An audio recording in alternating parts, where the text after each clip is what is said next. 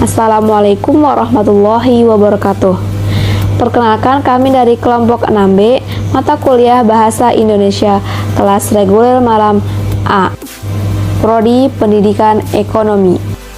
Anggota kelompok kami terdiri dari Meilani Putri, Putri Ayu Sekarwangi, Siva Fauziatul Ismi, Widya Susilawati, dan yang terakhir ada Zahra Dini Lestari. Yang terhormat Ibu Wening Rahayu selaku dosen pengampu mata kuliah Bahasa Indonesia Universitas Pancasakti Bekasi.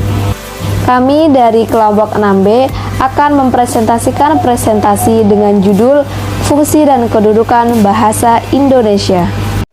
Sebelumnya, perkenalkan, nama saya Siva Fauziatul Ismi. Akan membacakan slide pertama. Kapan bahasa Indonesia dilahirkan? Bahasa Indonesia dilahirkan pada tanggal 28 Oktober 1928.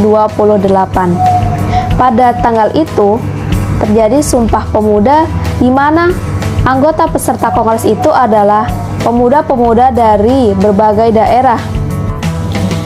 Karena bahasa daerah di Indonesia sangat banyak, maka ditentukanlah bahasa Indonesia sebagai bahasa pemersatu bangsa.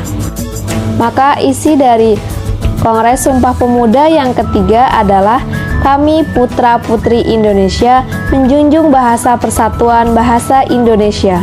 Berarti bahasa Indonesia lahir pada tanggal 28 Oktober 1928 pada saat momentum Sumpah Pemuda. Untuk slide selanjutnya akan dibacakan oleh Meilani Putri. Hai semuanya, perkenalkan nama saya Meilani Putri dengan nomor induk mahasiswa 1872 150034 dari Fakultas Ilmu Pendidikan Prodi Pendidikan Ekonomi. Di sini saya akan menjelaskan tentang fungsi bahasa Indonesia dan ragam bahasa. Yang pertama, fungsi bahasa Indonesia. Fungsi bahasa Indonesia secara umum dalam kedudukannya sebagai bahasa nasional. Bahasa Indonesia berfungsi sebagai berikut. Yang pertama, sebagai lambang kebanggaan kebangsaan. Yang kedua ada lambang identitas nasional. Yang ketiga ada lambang alat penghubung antar warga, antar daerah, dan antar budaya. Ragam bahasa Indonesia. Indonesia terdiri atas berbagai macam suku, budaya, agama, hingga bahasa. Dari unsur lain, bahasa menjadi media komunikasi yang digunakan seseorang untuk menyampaikan sebuah pesan atau informasi kepada pihak yang dituju. Perlu kita ketahui bahwa bahasa Indonesia juga memiliki ragamnya masing-masing. Penggunaan bahasa ini terkadang menyesuaikan dengan keadaan atau bidang-bidang tertentu. Contohnya, ketika kita berbicara dalam lingkup ilmu fisika, maka akan ditemukan kata-kata yang jarang kita dengar, seperti destruksi, inferensi, dan lain sebagainya.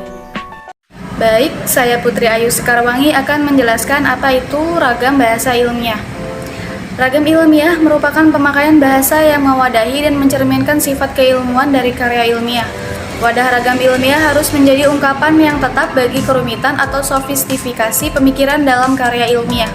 Dari pemakaian ragam ilmiah itu juga bukan saja tercantum sikap ilmiah, melainkan juga hati-hatian, kecendekiawan, kecermatan, kebijaksanaan, dan kecerdasan dari penulisnya. Bahasa Indonesia ragam ilmiah merupakan salah satu ragam bahasa Indonesia yang digunakan dalam penulisan karya ilmiah sebagai bahasa yang digunakan untuk memaparkan fakta, konsep, prinsip, teori, atau gabungan dari keempatnya. Bahasa Indonesia diharapkan dapat menjadi media yang efektif untuk berkomunikasi ilmiah, baik secara tertulis maupun lisan. Selanjutnya ada ciri-ciri bahasa ragam ilmiah. 1. Cendekia. Bahasa Indonesia yang digunakan dalam penulisan karya ilmiah mampu mengungkapkan hasil berpikir logis secara tepat. Yang kedua, lugas dan logis. Ciri lugas yang dimaksud adalah bahasa Indonesia yang digunakan dalam penulisan karya ilmiah harus bermakna harafiah dan tidak bermakna ganda. Sedangkan ciri logis adalah bahasa Indonesia yang digunakan dalam penulisan karya ilmiah sesuai dengan logika atau dapat diterima oleh akal sehat. Ketiga, ada jelas.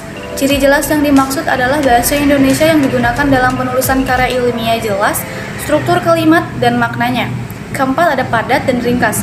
Padat yang dimaksud adalah gagasan atau pola pikir yang akan diungkapkan, tidak tercampur unsur-unsur lain yang tidak ada hubungannya atau tidak diperdulikan. Kelima, formal dan objektif. Formal yang dimaksud mengacu pada pandangan bahwa komunikasi ilmiah melalui tulisan ilmiah merupakan komunikasi formal atau resmi, sehingga bahasa Indonesia yang digunakannya harus bahasa Indonesia formal. Artinya bahasa Indonesia yang digunakan harus bahasa yang dalam situasi formal atau resmi pada struktur bahasa yang mencakup seluruh tataran struktur kebahasaan. Slide selanjutnya akan dibacakan oleh Widya Susilawati. Kepadanya dipersilakan. Baik, saya Widya Susilawati. Di sini saya akan menjelaskan tentang apa itu ragam bahasa non-ilmiah. Non-ilmiah atau fiksi adalah karangan ilmu pengetahuan yang menyajikan fakta pribadi dan ditulis menurut metodologi penulisan yang baik dan benar. Unsur-unsur non-ilmiah contohnya seperti penokohan, plot, konflik, dan klimaks.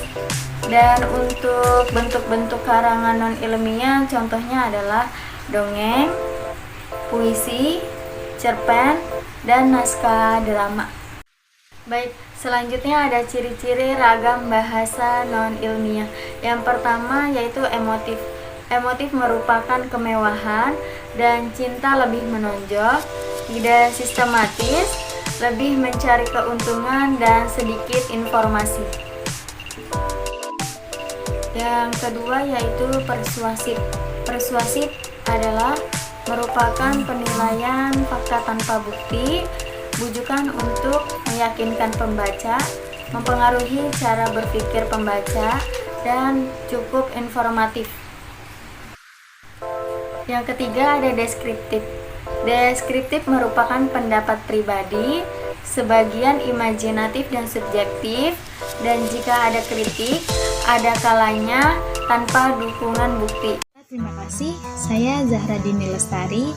Di sini saya akan menjelaskan tentang ragam bahasa berdasarkan media. Yang pertama ada ragam lisan.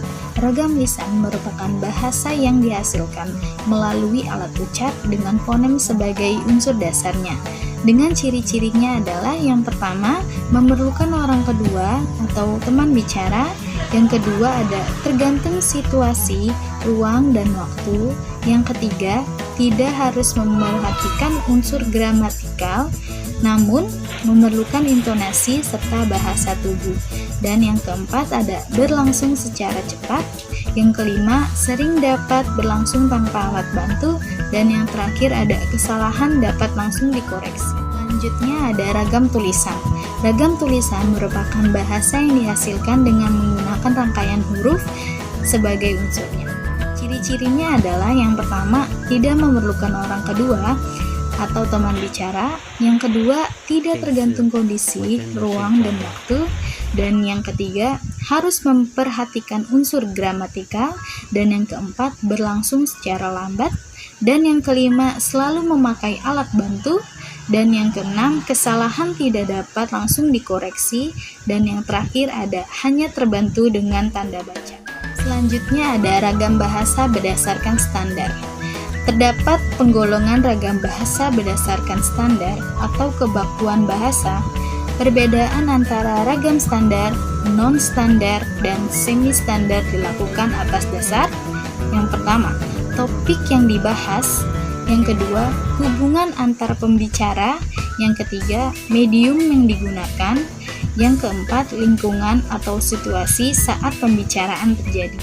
Cirinya adalah yang pertama ada penggunaan kata sapaan dengan kata ganti. Yang kedua, imbuhan. Yang ketiga, penggunaan konjungsi. Dan yang terakhir ada penggunaan fungsi yang lengkap. Yang selanjutnya atau yang terakhir ada ragam bahasa Indonesia berdasarkan cara pandang penutur. Yang pertama, ragam dialek. Yang kedua, ragam terpelajar. Yang ketiga, ragam resmi. Yang keempat, ragam tak resmi. Salah satu ciri ragam tersebut adalah yang pertama, bahasa Indonesia ragam baku. Yang kedua, penggunaan kalimat efektif. Yang ketiga, menghindari makna ganda. Dan yang terakhir ada penggunaan kata dan istilah yang bermakna lugas dan menghindari pemakaian kata dan istilah yang bermakna kiasan. Mungkin cukup sekian presentasi dari kelompok kami. Mohon maaf apabila terdapat kesalahan yang disengaja maupun yang tidak disengaja. Billahi taufiq wal hidayah. Assalamualaikum warahmatullahi wabarakatuh.